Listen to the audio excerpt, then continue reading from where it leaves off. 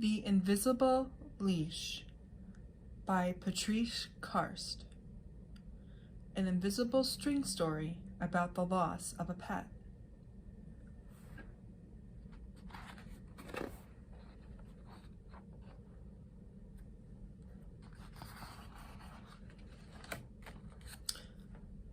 Ready to go, Zach? Emily asked her friend. It was Friday, and the rest of the kids were already racing home from school, excited for the weekend. Zach shook his head. He just wanted to be alone.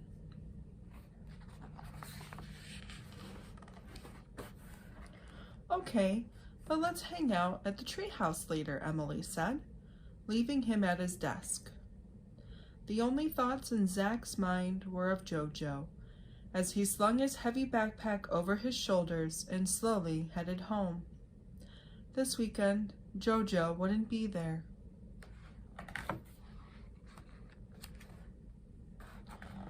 Jojo had been Zach's best friend in the whole world.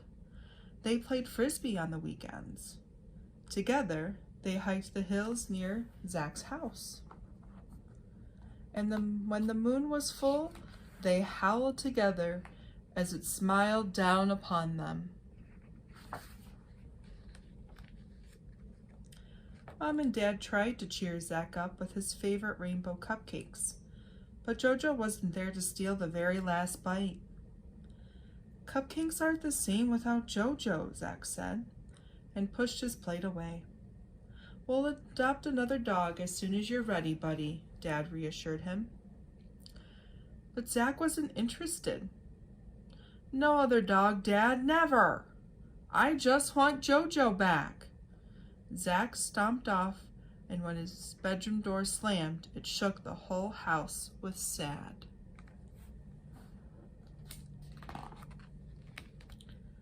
Before dinner, Emily came by to see if Zach could play.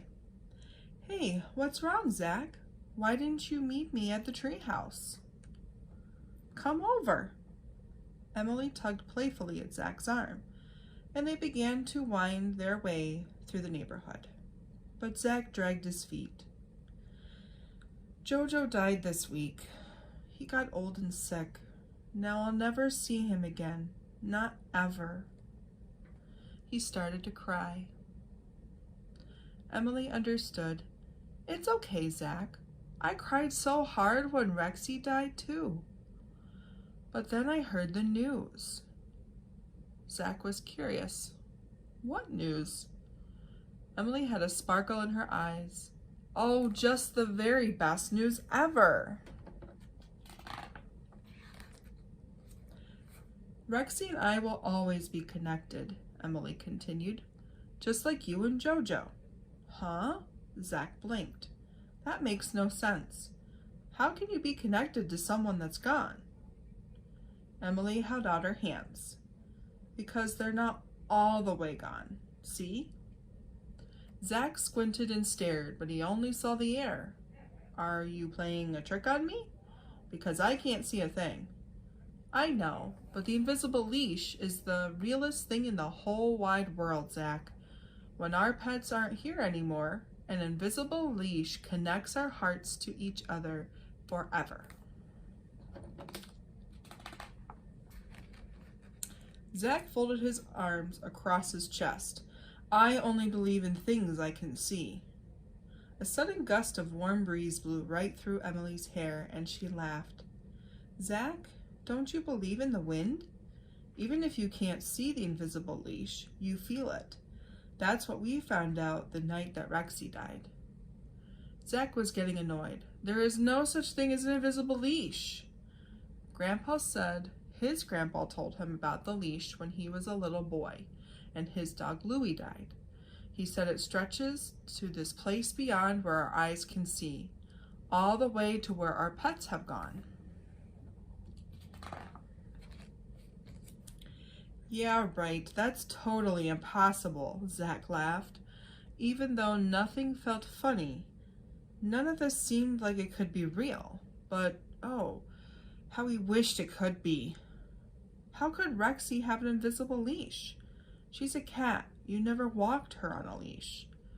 No, not when she was alive, but she has an invisible leash now, just like my sister's bird, Cuckoo, and my brother's hamster, Fred. While Jojo didn't really like his leash, he loved running free. Zach figured he'd stumped Emily this time, but she still had an answer. It's not a leash that ties our bodies. It's a leash that connects our hearts. When you love an animal and they love you back, that gives the invisible leash the magic power of infinity to stretch from here all the way to the beyond. Zach wanted to know more. What exactly is the beyond? Do you mean like another planet way out in space? They are everywhere, answered Emily. Grandpa says the beyond can even be all around us. He said that we'd spend the rest of our lives learning that we feel the most important and truest things in the world in our hearts and don't need to see them with our eyes. That's what it means to believe. I wish I could believe, Emily. I wish that so much. Zach began to wonder as they watched the moon rising over the valley. He remembered how much he and Jojo loved the full moon. When Jojo misses me, I would feel the tug of the invisible leash, just like when I used to walk him. Yep, said Emily. And it works both ways. When I miss Rexy, I tug on the invisible leash, and sometimes I can even hear her purr. For real? Asked Zach, looking his friend in the eye. For very real, answered Emily, and when she added, cross my heart, Zach knew how much she meant it.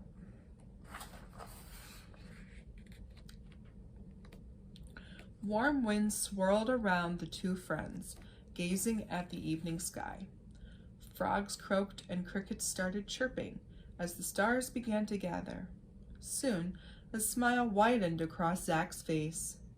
Emily, what if Jojo and Rexy have been looking at the very same moon we're looking at? So they're with us right now. Oh, Zach, she jumped up. I never thought of that before. The very same moon. Now I feel Rexy tugging her invisible leash this exact second.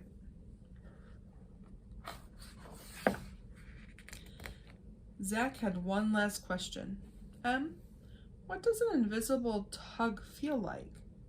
Like love, said Emily. Zach's heart started to feel all kinds of warm. Well, I think maybe I can feel Jojo tugging me from the beyond. Right now? Asked Emily. Very right now, answered Zach. They sat there for a long time with no words. Then when it was time for dinner, they hugged goodbye and the moon lit Zach's pathway home. Later that night, Zach looked again at the moon, now glowing full and bright in his window. He was almost positive that he could hear the sound of Jojo beginning to howl, just like he used to. And so he joined in. When they were done, Zach saw Jojo's sparkling brown eyes looking deeply into his. This did not feel like any dream. This felt real. And for the first time since Jojo died, Zach fell asleep happy.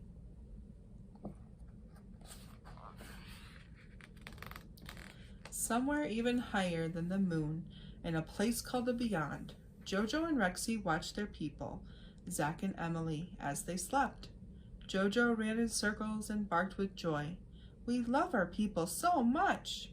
Rexy rolled on the grass, purring. When our people are happy, we feel happy too. The other animals were celebrating alongside them. One day, the children of the world would know the truth about the invisible leashes, which led their animals to run free but connect their hearts forever. One day, those children would teach others how to believe in the things that they could feel, yet not quite see.